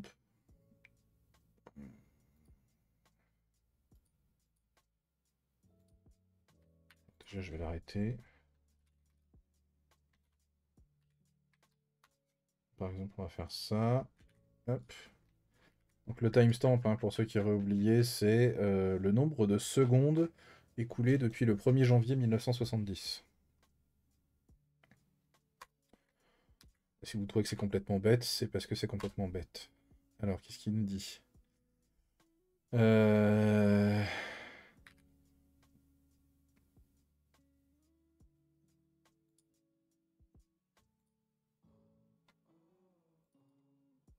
Il est sérieux là?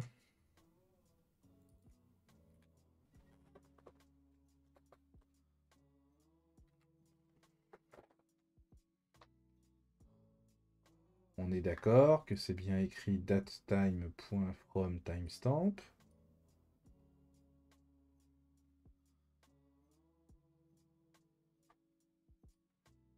Et donc là, je lui passe un timestamp et une timezone.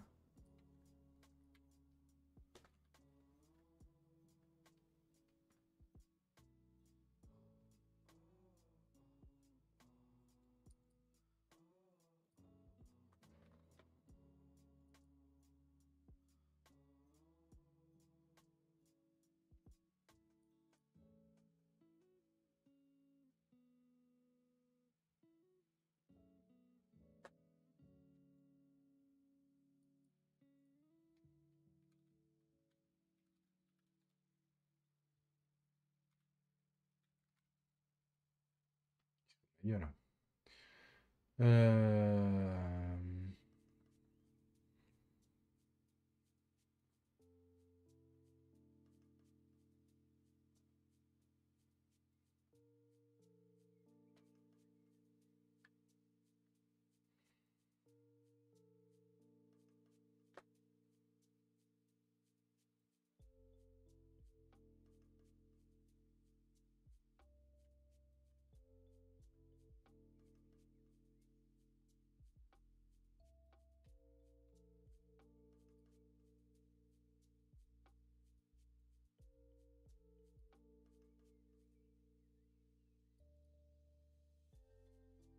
Elle est impressionnante celle-là.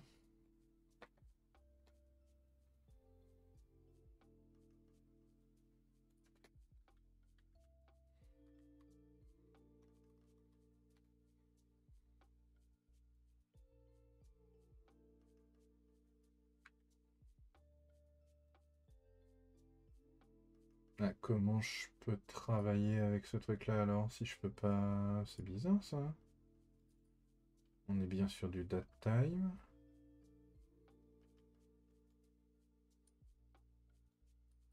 Ah ok, oui.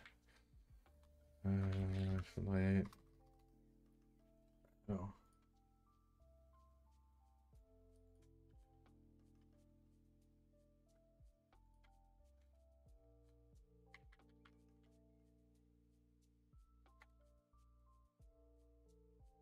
Ouais, bah non, c'est pas ça. Ah oui.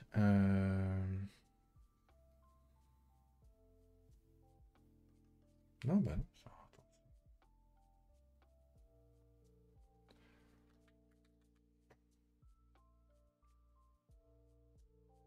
Mhm. Comment je vais l'appeler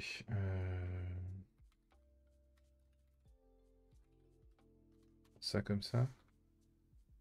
Module object is not callable. Bah oui, mais en même temps, tu veux pas me le faire, couillon.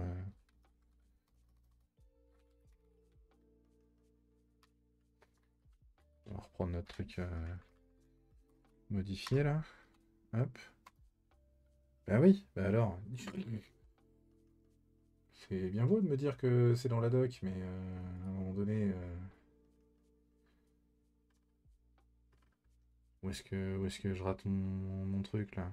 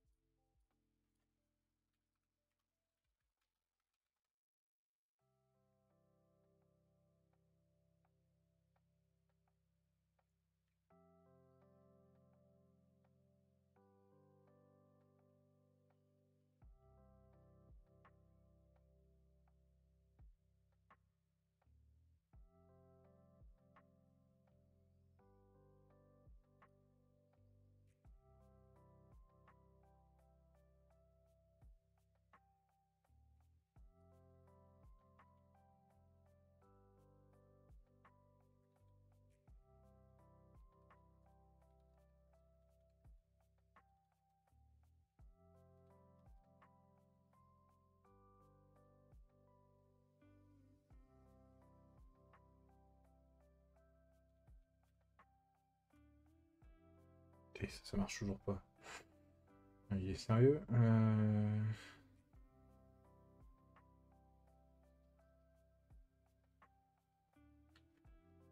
Parce que là, si je sors ça... Parce que moi, le problème, c'est que c'est surtout en heures, en fait, que j'ai besoin de...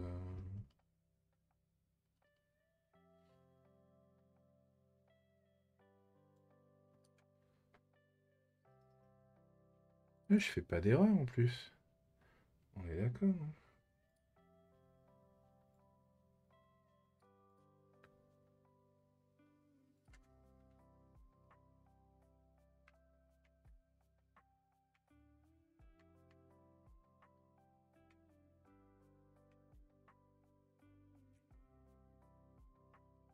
Effort de café, celle-là.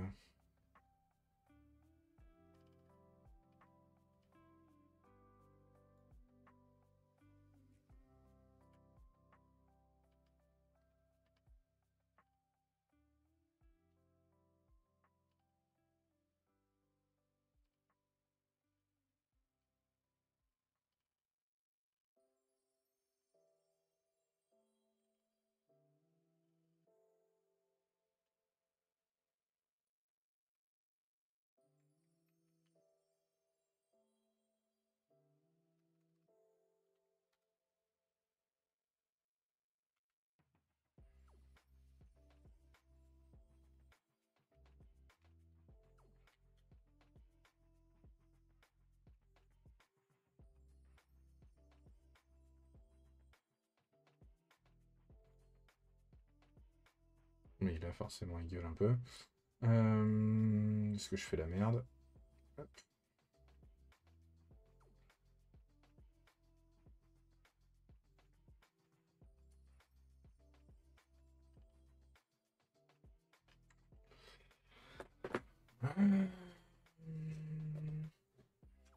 Pénible, cette histoire. Euh,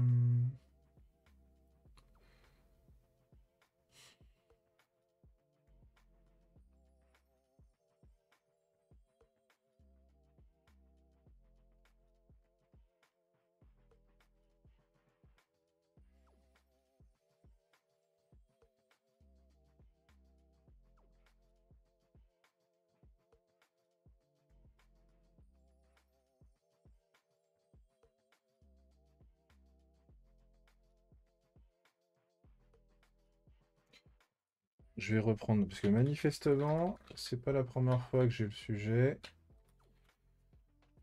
Et j'avais fait des conneries. Alors, c'est fait quoi? Converting datetime.date to etc timestamp, ouais. And back again. Donc, manifestement, c'est pas la première fois. D'accord, ça ne marche plus, donc je peux le virer. Euh,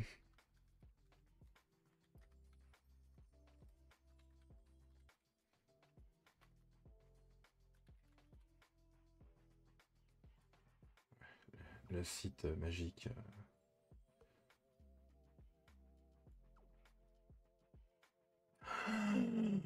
Mais non, sérieux?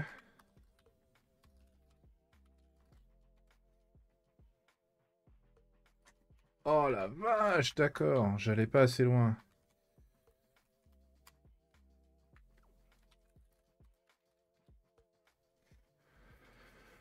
Ok. Oh.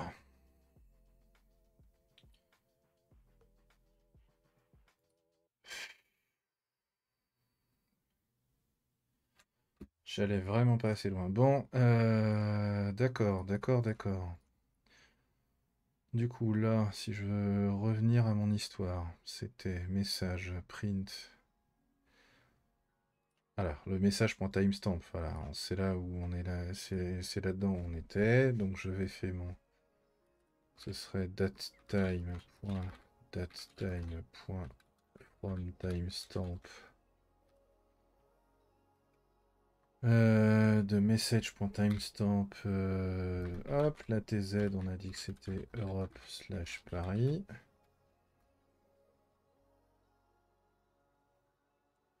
Est-ce que on se met un...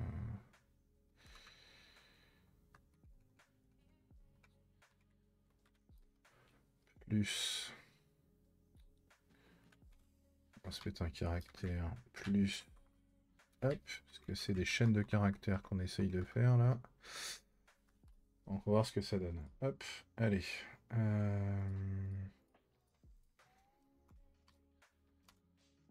On relance. J'ai rien pété.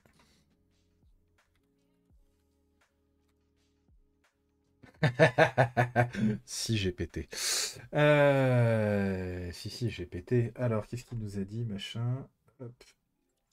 TZ d'info argument must be known or a TZ info subclass not type str. Évidemment. Alors, évidemment. Du coup, TZ info.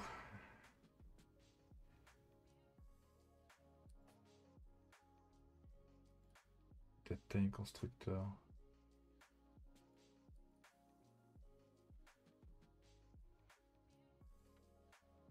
TZ info subclasse. TZ info machin. UTC.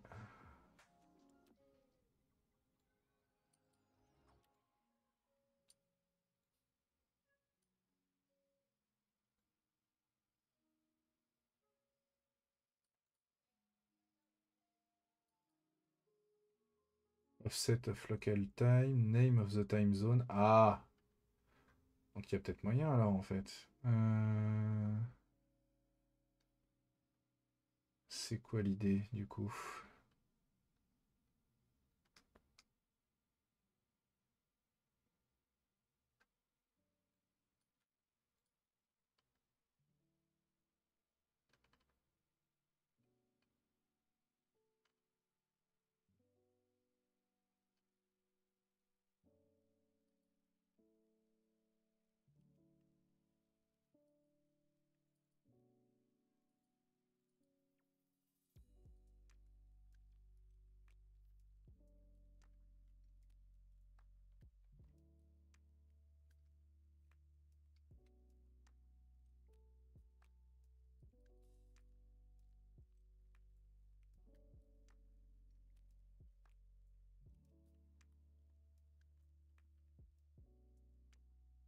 J'ai défini moi la time zone là-dedans. Hmm.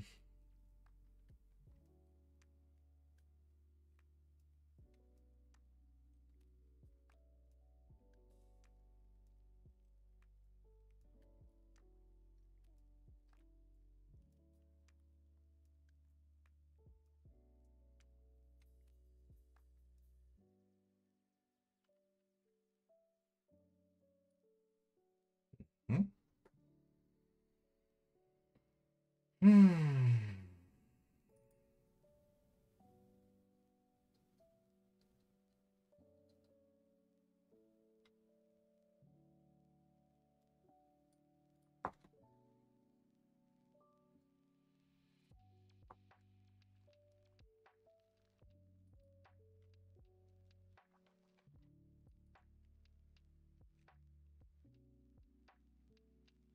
Oh, je sens que je vais aller déclarer forfait pour ce soir.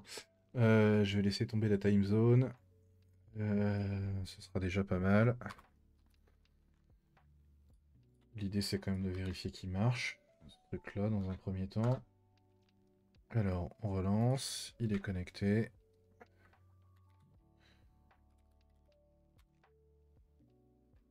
Oh, mais il est sérieux. An integer is required. Ça marche pas comme ça?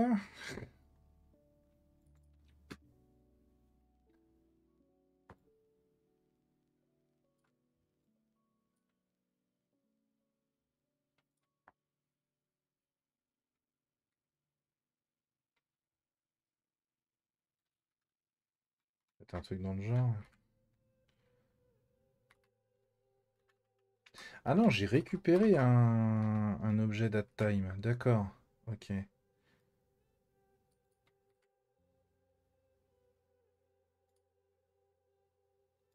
Bah, je comprends pas. Le message.timestamp. Alors ça, pour le coup, c'était dans la référence. C'est un datetime. Return timestamp, UTC datetime object of Twitch.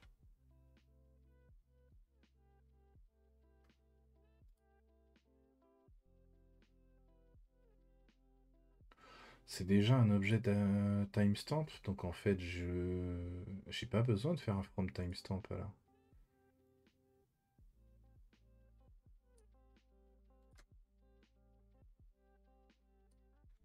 Le truc, c'est que si c'est un objet datetime, il va me faire un truc dégueulasse si je l'affiche. Si je le print juste comme ça, il va me faire un truc un peu bah, comme j'ai fait, comme je l'ai au début là quand je lance, il va me faire un truc comme ça en fait. Ou il va me faire un truc carrément comme ça avec l'offset et tout le tintouin. Ça va être costaud cette histoire.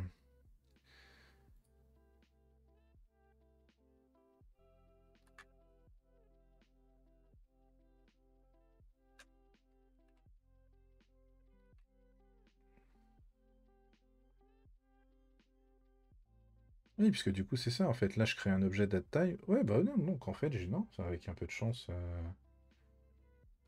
Avec un peu de chance, il va me le faire comme ça, comme il faut. Hop, on recommence, on relance. Ok.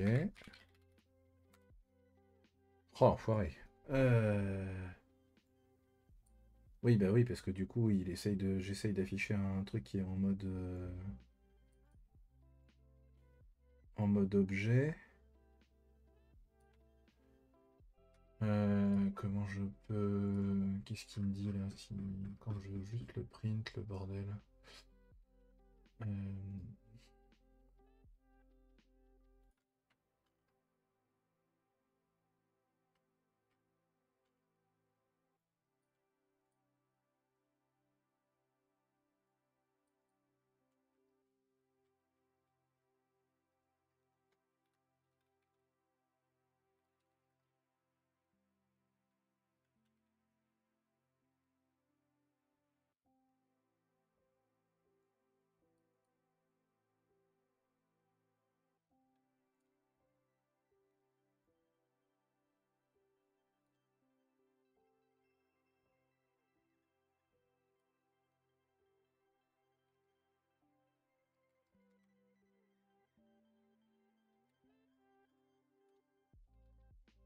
Pas comme ça.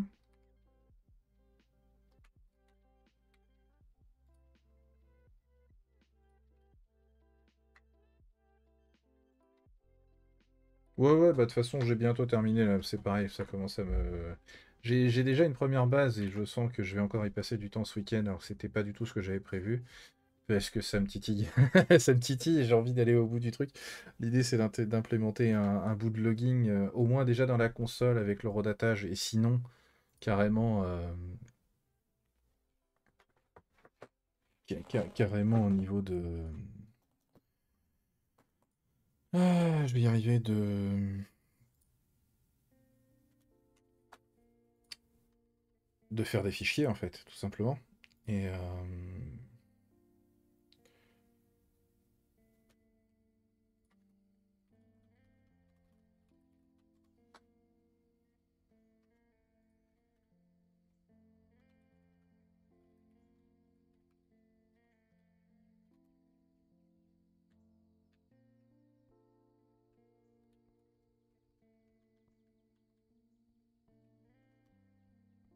ah, bah ça marche, ça. Alors, attends, on va le faire comme ça. Euh,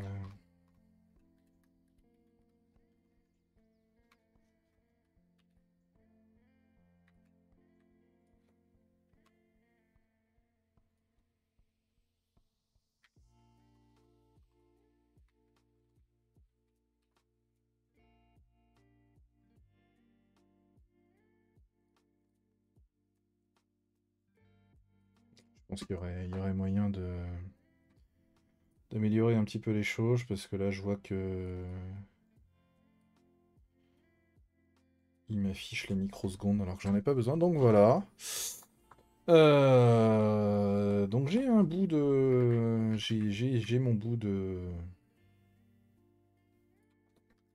logging qui fonctionne, donc ça là-dedans, je sens que ça va être particulièrement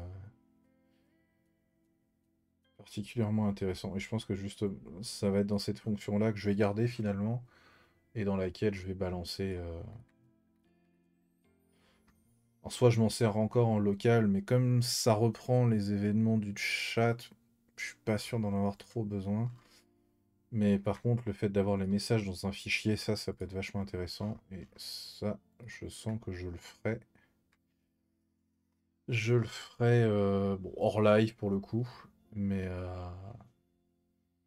c'est quelque chose qui va pas être très compliqué à faire. Enfin, en tout cas, voilà, j'ai mon bout de bot. Pour l'instant, il s'affiche avec mon nom, donc ça m'embête un petit peu. Faudra que je regarde la partie, parce qu'au final, je suis pas allé directement sur la page, voilà, sur le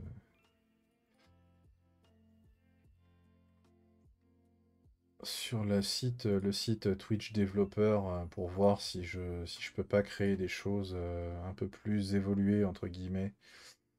Euh, et où du coup le bot aurait son propre nom plutôt que mon nom à moi. Parce que voilà. Donc sur ce, je vais m'arrêter là. Il est 22h48, on arrive bientôt au bout des 2 heures. Sachant que j'ai encore dormi 4 heures cette nuit, c'est vraiment pas mal. On sera quand même arrivé au bout du truc. On aura un morceau qui fonctionne. Sinon, avec un peu de chance, ça, je vais pouvoir le balancer ce week-end sur YouTube. Euh, Ça devrait aller vite. Je vais hop là, revenir là-dessus. Sinon, la semaine prochaine, je suis pas encore décidé, comme d'habitude. Non, pas la semaine prochaine, j'ai dit la semaine prochaine, je suis pas là. Je suis bête un peu. Euh, donc, ce sera dans 2 semaines. Donc, ça nous amène début juillet. Euh, Je reviendrai peut-être vite fait sur le bout de Python et en fait j'ai vraiment envie de me repencher sur mon cluster Kubernetes qui est vraiment à l'abandon. Ou alors on s'occupera de la partie de la fameuse migration de ma machine Rocky Linux 9 pour faire un retour vers du Debian 12 pour le coup. Autant partir directement sur la dernière version. Pour montrer comment on fait, tout simplement. Parce qu'en fait, au final, ça fait partie de mon quotidien au boulot, et ça fait partie du quotidien de n'importe quelle personne qui auto-héberge un peu ses applications. Donc là, ça va être principalement, comme j'avais eu le temps de faire que la base de données, donc ça va être principalement la base de données. Mais dedans, bah, il y a la base de données pour le blog, il y a la base de données pour son Matomo qui va avec, il y a la base de données du blog d'Arrowan, qu'on n'a pas vu depuis un moment. Euh, Il y a donc il y a moyen de s'amuser, histoire de montrer un petit peu aussi quelques astuces du style éviter de copier-coller des fichiers entre serveurs quand on fait ses sauvegardes, donc quand on fait ses copies de base de données. Donc voilà, il y aura de quoi, il y a de quoi s'amuser, hein, franchement. Ça permettra aussi de voir un petit peu si Debian 12 est profondément différent. À mon avis, pas du tout. Et ça permettra de refaire un petit peu de Proxmox aussi, parce que du coup, on va essayer de redéployer ça aussi avec du Terraform, comme on l'a fait jusqu'à maintenant. Donc voilà. Sur ce, je vous laisse là. Je vous souhaite une bonne fin de soirée pour ceux qui sont encore là. Et puis on se dit à plus tard sur les internets, Twitter, YouTube, Telegram pour ceux qui sont vraiment très proches. Et peut-être certains la nuit du hack la semaine prochaine, on sait jamais. Pourquoi pas. Et sinon, dans 2 semaines sur Twitch. Bonne nuit. Je sais plus où est la fin. Si, il est là.